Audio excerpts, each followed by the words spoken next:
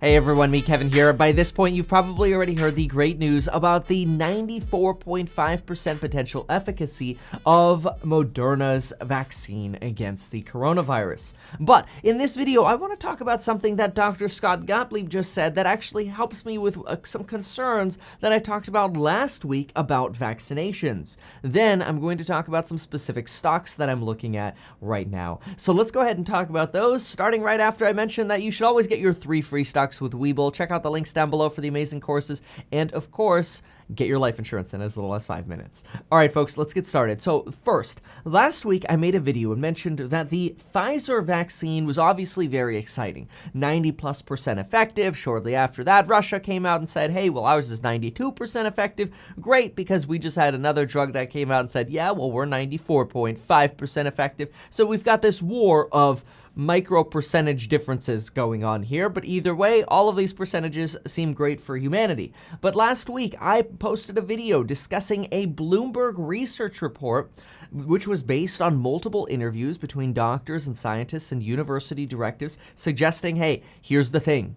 Vaccines are great, but until we actually have the data sets on vaccines, even with these high efficacy numbers, we do not yet know if these vaccines will just simply reduce symptoms. Does it mean that if you get the vaccine, you could catch COVID, but you just won't have symptoms? Or will you be immune? And this was the difference of having a sterilized immunity or a functional immunity. See, the report last week broke down and said that a sterilizing immunity means you can't catch it and you can't spread it. So it's kind of like the HPV vaccine against the human papillomavirus. This virus, if you have the vaccine, is one that you can't catch and you can't spread. That's called having a stabilized immunity, and that vaccine takes 3 doses to give you that. Now, on the flip side, a functional immunity just means you have less symptoms, but you could still catch and spread something, which is not good if only around 30 to 35% of people actually suggest they're willing to take the vaccine for the coronavirus. And even amongst the medical community, only around 55% of people are potentially willing to take the vaccine, which is very odd because you'd think the medical community would absolutely want to be a very high on the threshold. I mean, certainly they're higher than the general public in willingness to take it, but even they have some skepticism. Now, putting all of that aside, something that Dr. Scott Gottlieb, the former FDA commissioner, just said this morning gave me a lot of promise, and I want to talk about what he just said, and then let's talk about some stocks that I'm looking at right now. So we'll go ahead and pull this up right here. This is what Dr. Scott Gottlieb just said this morning. He said, and thank you CNBC for breaking this, you have to presume at these levels of efficacy that we're seeing from these vaccines, the vaccines aren't just reducing signs and symptoms of COVID, aka a functional immunity, but they're actually probably preventing some people from getting affected or maybe reducing the likelihood of people shedding the virus. And so this goes to reiterate that the medical community, even Dr. Scott Gottlieb, he's not certain, right? It just goes to show that this discussion is still being had in the background, like, okay, is this a stabilized immunity? Is this a functional immunity? But one thing that's really good about what he says is with these levels of efficacy, you have to assume that it's almost as good as having a stabilized immunity, which is really, really good. And to me, this is why I love kind of diving a little bit deeper into these topics when I can, because these things can help me better understand potential future outcomes. Last week, we already knew that the Moderna vaccine was going to probably release very positive data this week because doctors told us, hey, the Moderna vaccine is the same type of messenger RNA vaccine, just like the Pfizer vaccine. So this was not a surprise.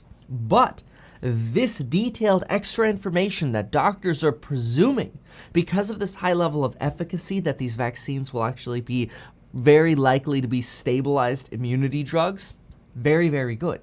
So what does this mean for actually jumping on over to the stock market? Well, let's go ahead and pull up Webull. Webull, probably my favorite trading app, mostly because I can trade 4 hours before market opens and 4 hours after the market closes. I love that about Webull. So if you don't have it yet, deposit your $100 and they will give you 3 totally free stocks worth up to $1,600. But let's go ahead and pull it up really quickly. So obviously today, after the Moderna vaccine sort of announcement here, you've got this incredible rotation again into the recovery stocks, which honestly, I have no idea why Lemonade, the insurance company that I've been pitching for months, and I've been suggesting, hey, it's a great buy under 60, it's an even better buy under 50, and it's been at those depressed levels for a while. I have no idea why it trades with these recovery stocks, which are obviously your travel, retail, hospitality, but for some reason it does. Anyway, what I want to point out are some of my favorite stocks right now, and my top favorite stocks on the recovery sector are Carnival and Wynn. Obviously, I love Lemonade as well, but Carnival, Wynn, and Disney are my top 3. I've got Disney at around 3% out of a portfolio of about 45 stocks, Disney around 3%, and Wynn and Carnival around 1, maybe 2%. I like these especially because I personally think the airlines are going to have a little bit more of a struggle than these other recovery stocks. Bloomberg last week mentioned that business travelers make up around 15% of actual travelers at airlines, which initially I thought, oh, whew, I was worried that business was going to take a big chunk out of airline revenue, but hey, if it's only 15% because people are Zooming instead, well, that's not that bad. But then I kept reading and found out that, yeah, but business travelers also make up about 75 to 80% of airline profit. That's really bad for airlines, and that makes sense because business travelers are more likely to take tax deductions on their flights, and because of that, they're more likely to spend more, which is like the irony of spending money, I suppose. But that's why you see all these business class seats being substantially more expensive than your regular class seats. To me, this leaves me a little bit more concerned about the airline industry in particular. So personally, I'm going to stay away. I'm going to make a little shift. I'm going to stay away from Delta and like Jets ETF, for example.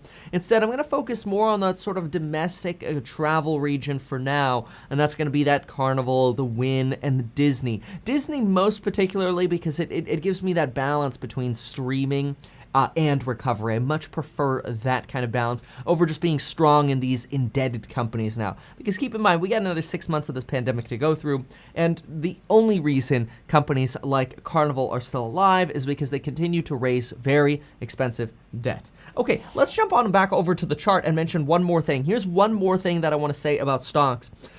Tech sells off every time we have good news on a vaccine. In my opinion, being able to pick up Tesla closer to $400, Pinterest potentially under $60, Beyond Meat under $120. That's my price target for Beyond Meat. It's $124 now. It's pretty close.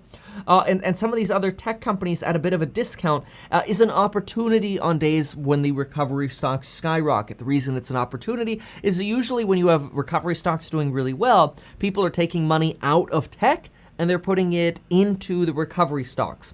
That can potentially create a little bit of a buying opportunity over in the tech sector. And heck, if you wanted to put a little bit of money into NEO, you've got 2 days of falling NEO prices today, which gives you a little bit more of a feeling that, okay, maybe does this mean somewhere around a bottom of $42, $43? Is that resistance for NEO? It's too soon to tell if we have actual resistance at this level.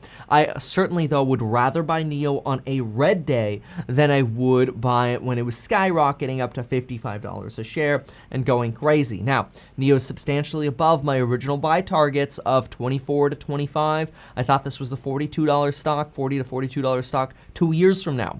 Obviously, it's there now. So I'm not super jazzed about going heavy on this. At these valuations, I'd rather be dumping money into Tesla, but I would rather, if I was going to buy NEO, I would rather buy NEO on a red day like today. And the same it would be true for these other stocks, especially Peloton, finally nearing my $80 price target again. Peloton should not be over $100 a share. The closer it is to 80, the more reasonably valued it is. There you have an update for today on my thoughts on stocks. Thank you so much for watching. Consider sharing this if you found it helpful. Check out the links down below, and folks, we'll see you next time.